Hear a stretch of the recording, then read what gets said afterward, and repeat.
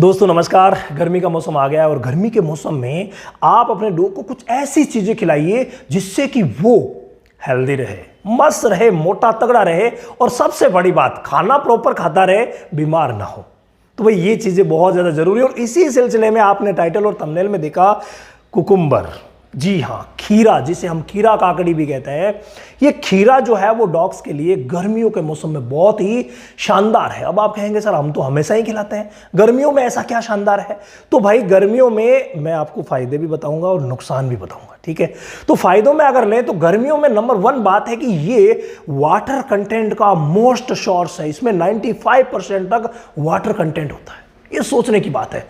तो ये जो है वाटर कंटेंट ज़्यादा होने की वजह से हमारे डॉग को डिहाइड्रेट नहीं होने देगा, यानी डिहाइड्रेशन, खून में पानी की कमी, और ये कमी बहुत ज़्यादा प्रभावी होती है गर्मियों के दिनों में।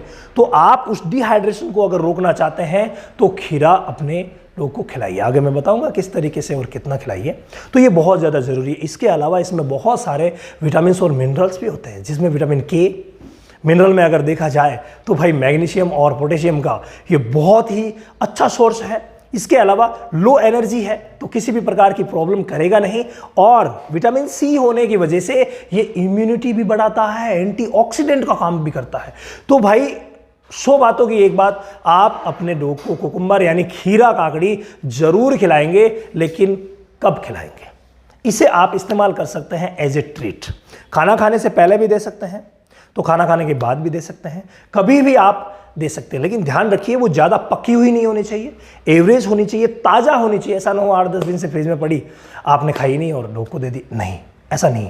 जैसा हम खाना चाह रहे हैं सलाद में, वैसी ही आप दीजिए।